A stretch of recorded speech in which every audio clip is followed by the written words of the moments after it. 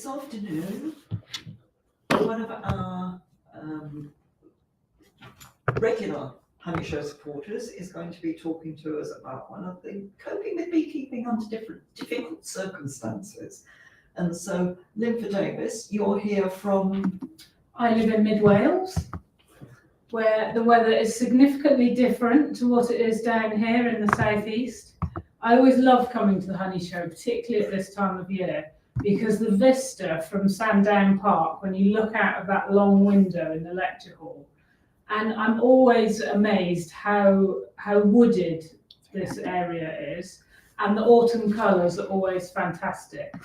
And I was expecting it to feel a bit like being in a washing machine today with the weather forecast, but it doesn't seem to have materialised quite as bad as they were forecasting. Not yet. I don't know whether it's going to come later, but one or two of the traders in the trade hall have been slightly delayed due to oh, really? Windy conditions at airports. Yes. Yeah.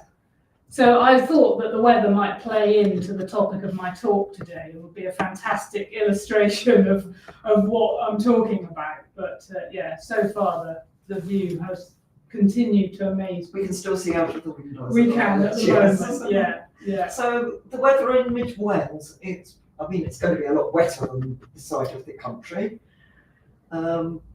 Windy, wet. Yeah, so I live about 10 miles inland from the coast, and we hit all the prevailing westerlies. So, and being much more elevated where we are compared to the coast, the weather basically just dumps all the rain on us. So we are quite wet where I live. But I'm lucky in that my bees have adapted to that, and they've all learned how to carry umbrellas with them, and they just seem to get on with it. So it's quite remarkable, really. We do sometimes check questions, do bees fly in the rain? They do, yeah. I mean, they don't obviously enjoy it in heavy downpours, and they'll probably get taken down by very heavy downpours, but they're much better at actually forecasting the weather than we are. They can tell when a storm is coming, and quite often if I'm inspecting my bees on slightly dodgy days, I'll notice them all suddenly coming home, and so it's a really good indicator that actually some bad weather's on its way. But in sort of very light drizzle, that kind of drizzle that's very light, but the temperatures are still nice and warm in the summer, they'll just carry on. And do thundery conditions affect their temperament? Yeah.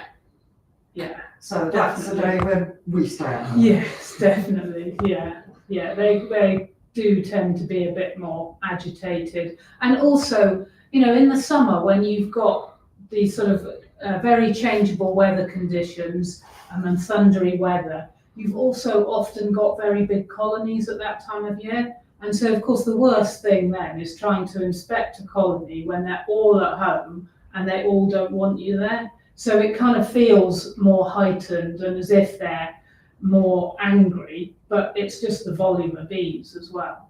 Right. My father used to keep bees that he selected for temperament. He didn't wear gloves. What are your bees like?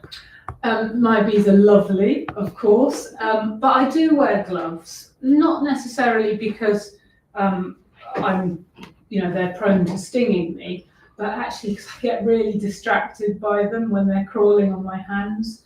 So I find that by wearing gloves, I just kind of do away with those distractions, and I tend to focus on what I'm doing rather than wanting to watch every bee that suddenly walks onto my fingers. So I just wear very thin disposable gloves, so that I can get stung through them. It's not a deterrent to being stung, but I do find it just makes me focus on the job a bit better.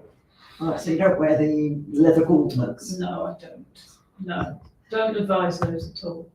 You don't advise them? No, they're really clumsy to use. You're much more likely to squash bees if you're wearing those thick, cumbersome leather gloves, and you lose your dexterity. So you're not as kind of fluid in your movements and your activity. So you're actually more likely to upset your bees if you wear them. And of course, they're nigh on impossible to keep clean and to sterilise as well. So important considerations. Yeah. Because of course a squash bee puts out pheromones that upsets all the others. Exactly, yeah.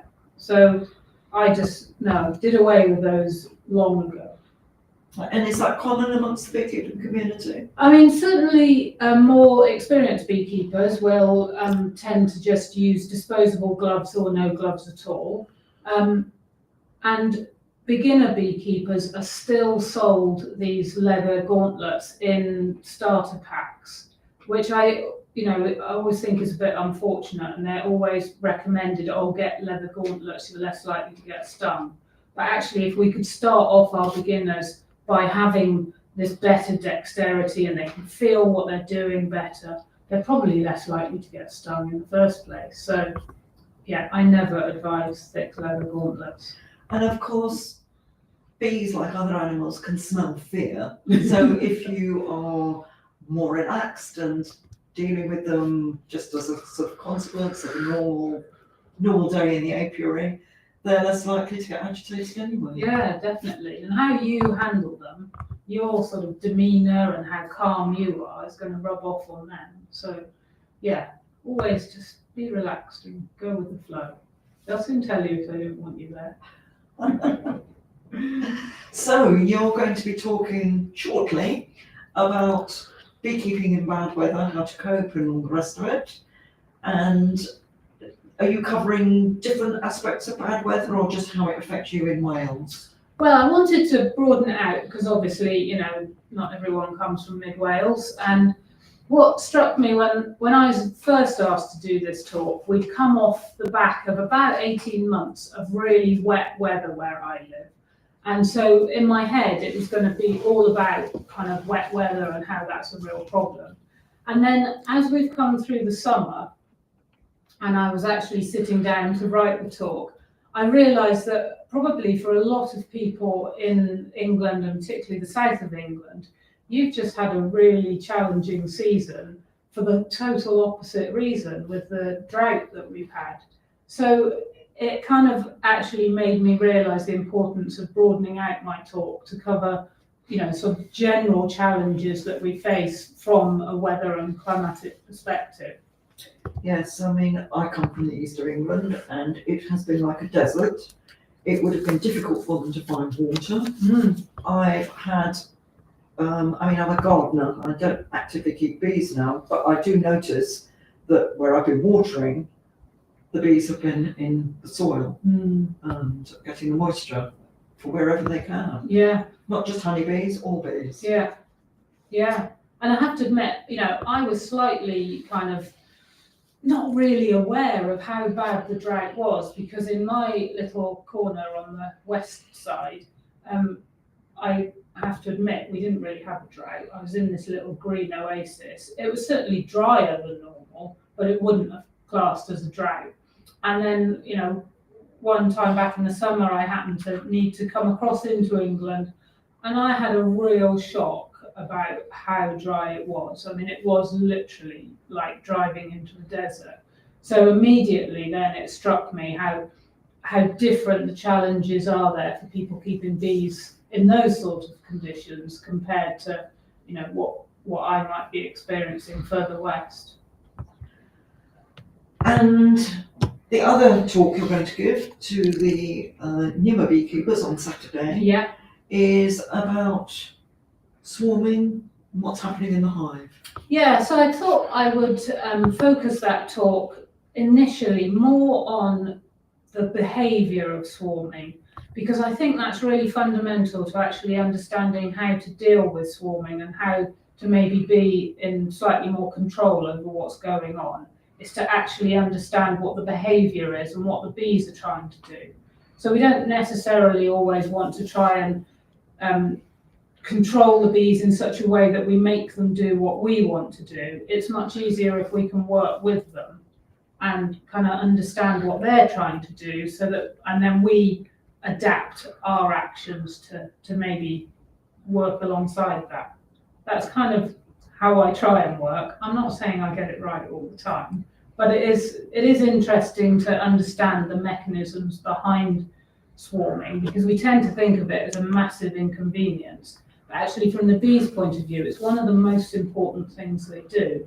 that is their method of reproduction. So trying to stop that, we're sort of fighting a losing battle there, because it is fundamentally their prime goal every season.